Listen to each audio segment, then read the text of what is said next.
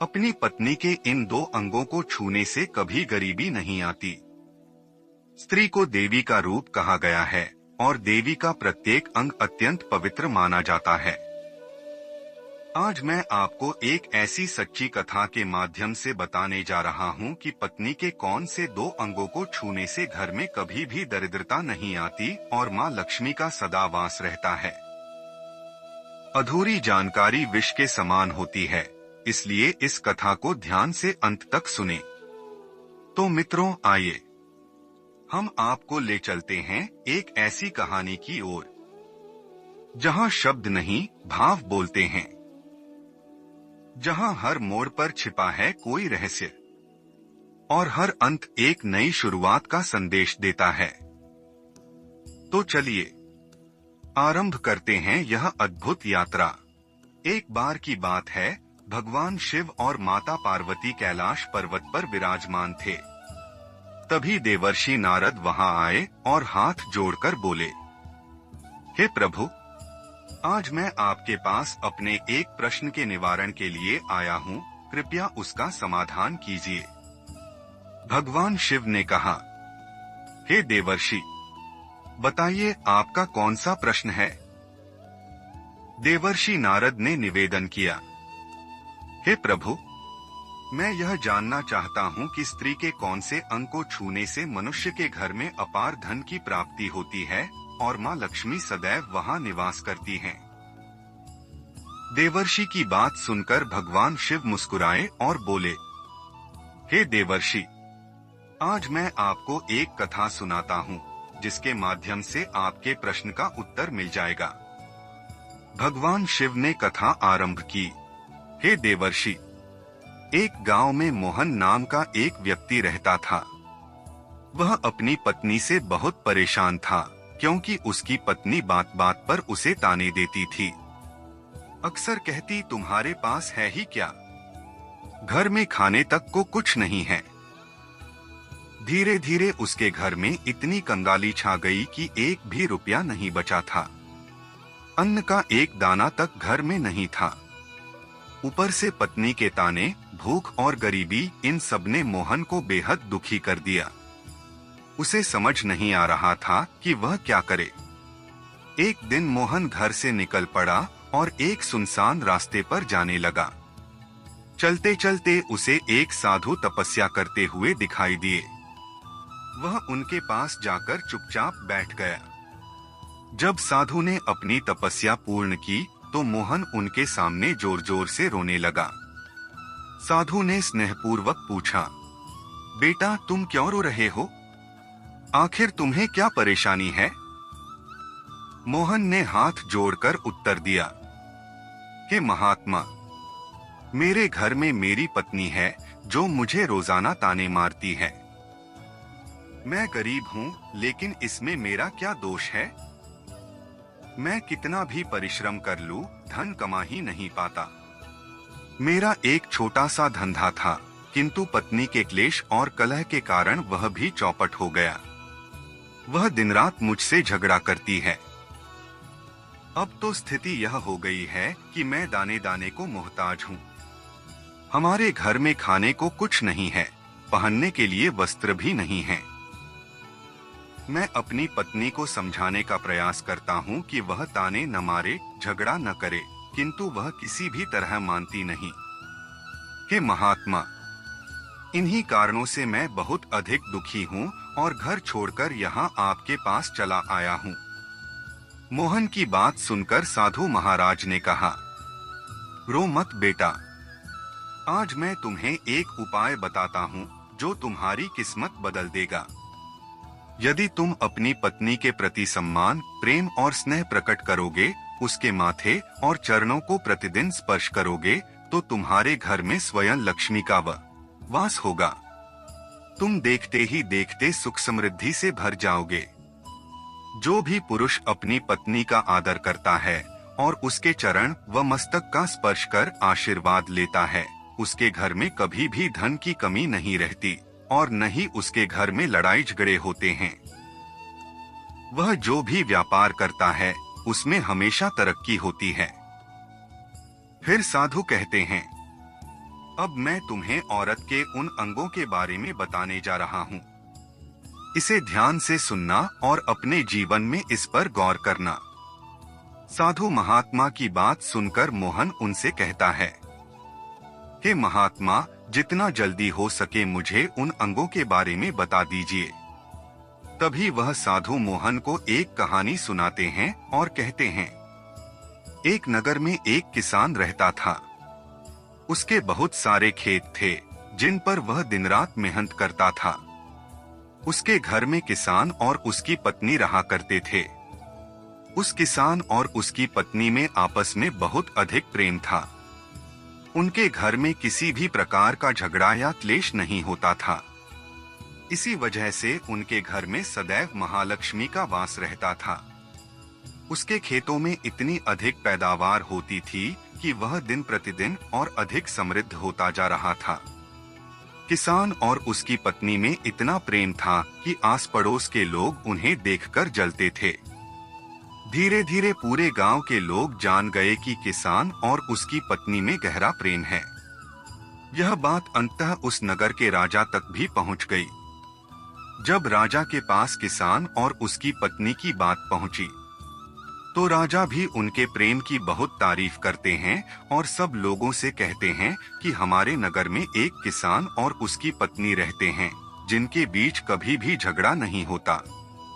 उन दोनों में इतना गहरा प्रेम है कि ऐसा प्रेम मैंने अपने जीवन में कभी नहीं देखा। एक बार की बात है, राजा ने पूरे नगर में ढिंढोरा पिटवा दिया कि नगर के जितने भी लोग हैं वे सब अपने अपने घर में घी का दीपक जलाएंगे। यह सुनकर रानी ने राजा से पूछा, महाराज, आप ऐसा क्यों कर रहे हैं? सबके घर में घी का दीपक क्यों जलवाना चाहते हैं? तब राजा मुस्कुराकर बोले, हे रानी, दीपक प्रेम की निशानी होता है। जिसके घर में घी का दीपक जलता है वहाँ सदैव प्रेम और सुख शांति बनी रहती है। मैं चाहता हूँ कि जिस प्रकार किसान और उसकी पत्नी के घर में अपार प्रेम है, उसी प्रकार हमारे पूरे नगर के प्रत्येक पति पत्नी के बीच भी प्रेम बना रहे। इसी कारण मैं हर घर में दीपक जलवाना चाहता हूँ। इसके बाद राजा के सैनिक नगर में घूम घूम कर यह घोषणा करने लगे। राजा अपने महल से पूरे नगर का नजारा देख रहे थे। उन्होंने देखा कि पूरे नगर में किसी भी घर में दीपक नहीं जल रहा है, लेकिन किसान के घर में दीपक जगमगा रहा है। यह देखकर राजा अपनी रानी से बोले, देखो रानी, किसान और उसकी पत्नी के घर में दीपक जल रहा है, जबकि पूरे नगर में कहीं भी दीपक नहीं जल रहा। इससे स्पष्ट होता है कि किसान और उसकी पत्नी में कितना गहरा प्रेम है। तब रानी राजा से बोली, स्वामी, जो प्रेम किसान और उसकी पत्नी के बीच है वह उसकी पत्नी की वजह से है। उसी कारण उनके घर में इतना उजाला और सुख दिखाई देता है। रानी की यह बात सुनकर राजा ने कहा, नहीं रानी, तुम्हारा सोचना गलत है। किसान के घर में जो प्रेम है वह केवल उसकी पत्नी की वजह से नहीं है, बल्कि वह किसान की वजह से है। फिर रानी कहती है कि किसान की पत्नी बहुत ज्यादा समझदार है, आपका सोचना गलत है और यही वजह है कि उनके घर में कभी भी लड़ाई झगड़ा नहीं होता। फिर राजा कहता है कि किसान समझदार है और रानी कहती है कि किसान की पत्नी समझदार है। इसी तरह कुछ देर तक यह तर्क वितर्क चलता रहा और इसी बात को लेकर राजा और रानी के बीच काफी झगड़ा हो गया।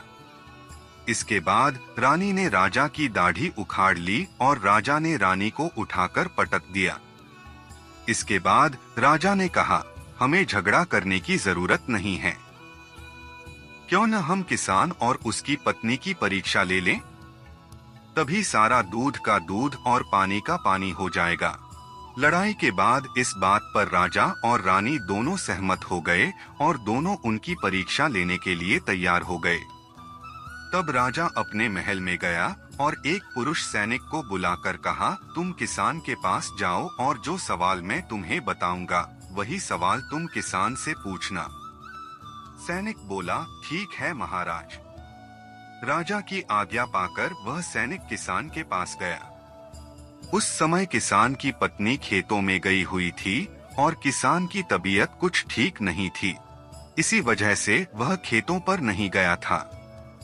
उसी समय सैनिक किसान के घर पहुंच जाता है और किसान से कहता है, मैं राज दरबार से आया हूँ, राजा साहब ने मुझे भेजा है।